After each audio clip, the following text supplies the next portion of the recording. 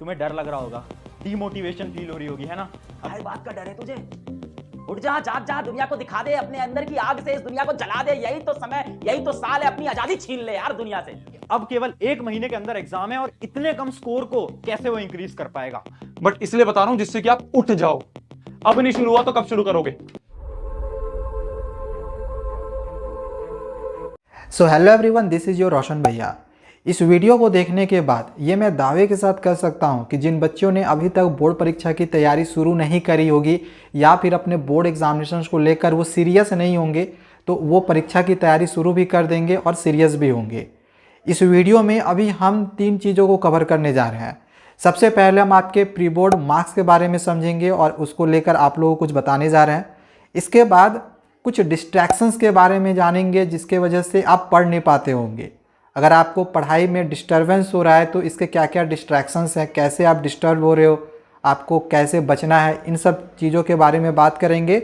And last में बात करेंगे कि कैसे आपको पढ़ना है। जब आप डिस्ट्रैक्शन से बच गए तो आपको पढ़ाई कैसे करनी है, इसके बारे में बात करेंगे। तो चलिए शुरू करते हैं। देखो, सबसे पहले हम बात करेंगे आपके प्री बोर्ड एग्जामिनेशंस का। सबसे पहले आप अपने प्री बोर्ड के मार्क्स को एनालाइज करो कि आपके प्री बोर्ड में कितने मार्क्स आए हैं। हम एक टारगेट लेके सेट कर रहे हैं। मान के चलो जिन बच्चों का 60% मार्क्स प्री बोर्ड में आया है, अब 60% से कम वालों को क्या करना चाहिए और 60% से ज़्यादा वालों को क्या करना चाहिए, ये मैं आप लोगों को सबसे पहले बता रहा हूँ।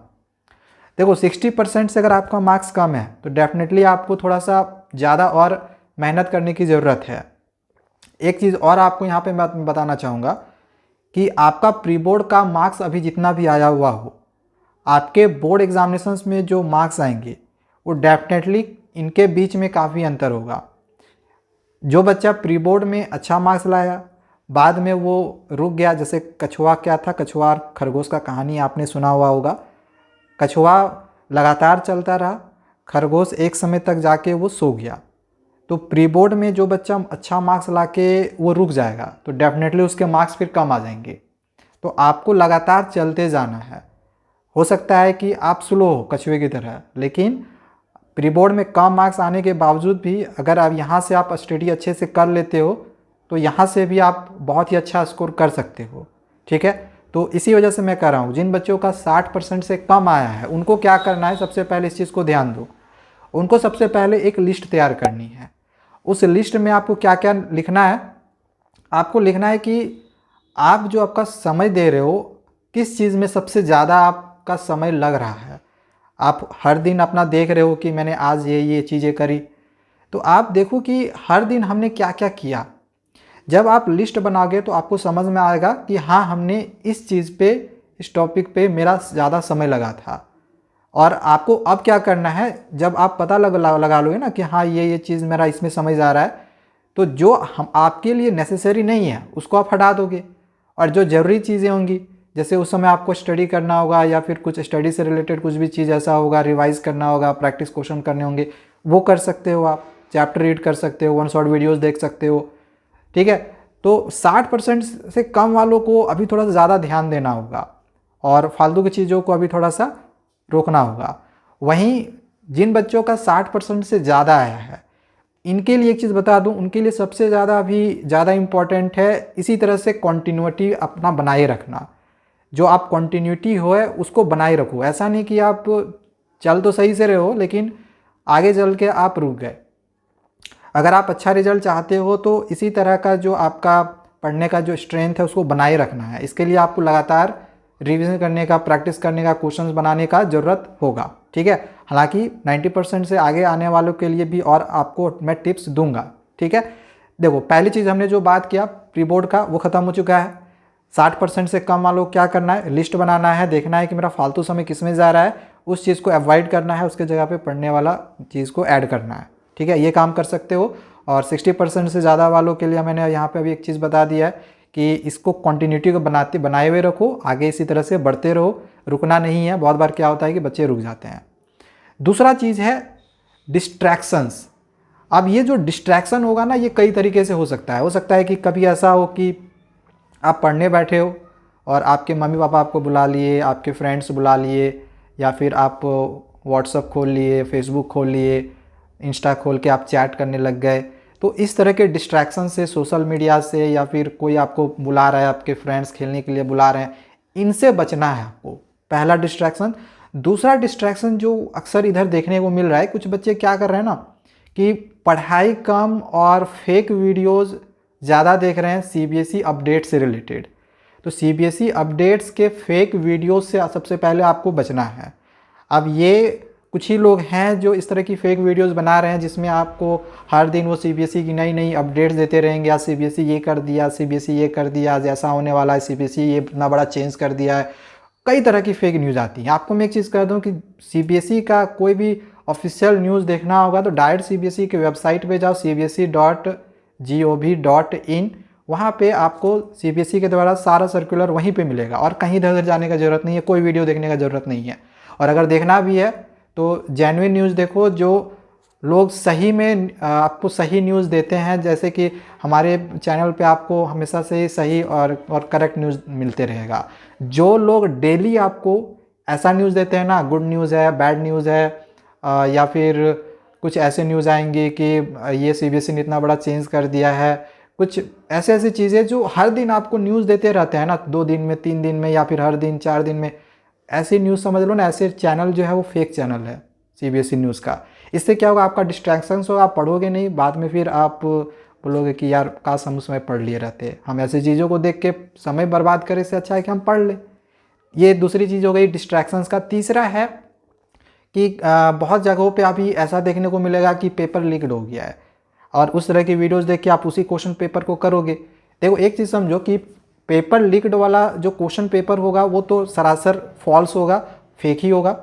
लेकिन कुछ लोग क्या करते हैं कि चैप्टर वाइज भले ही लिखते हैं व्यूज़ के लिए कि ये लीक्ड पेपर है, लेकिन चैप्टर वाइज आपको इंपॉर्टेंट क्वेश्चन देते हैं, तो वो सही है, वो कर लेना, वो सही है। बट अगर कोई आपको पूरा क्वेश्चन पेपर ही दे देना, पूरे चैप्टर को मिला के क्वेश्चन पेपर दे दे, चैप्टर वाइज दे, वो सही है, ठीक है, चैप्टर वाइज देंगे वो सही है। लेकिन पूरे चैप्टर को मिला के आपको मतलब जितने क्वेश्चन हमारे बोर्ड परीक्षा में रहते हैं 35 to 36 उतने ही क्वेश्चन दे और वो ये बोले कि यही क्वेश्चन आएगा, तो भाई ऐसा नहीं होगा। CBSE का पेपर कभी भी लीक नहीं होता है, ठीक है। तो उस पेपर को करके मत जाना।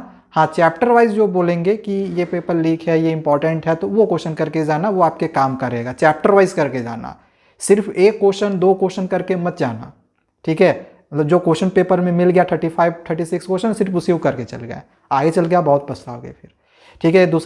तीसरी डिस्ट्रैक्शन थी, इतना कर लो, डिस्ट्रैक्शन से बच लो। बाकी आगे का तीसरा जो है वो अब मैं आप लोगों को बताने जा रहा हूँ कि when and how to study, हमें कब और कैसे पढ़ना चाहिए। इसके लिए देखो, कब पढ़ना चाहिए तो ये ध्यान में रखो कि अभी तो खैर आपका परीक्षा शुरू होने वाला है, तो आपको एनी टाइम पढ़ने को ही देखना है कि हमें ज़्यादातर जो समय है वो पढ़ने में ही लगाना है। लेकिन पढ़ने के लिए हमेशा ना एक क्लीन इन्वायरमेंट चुनना, मतलब एक शांत वातावरण चुनना।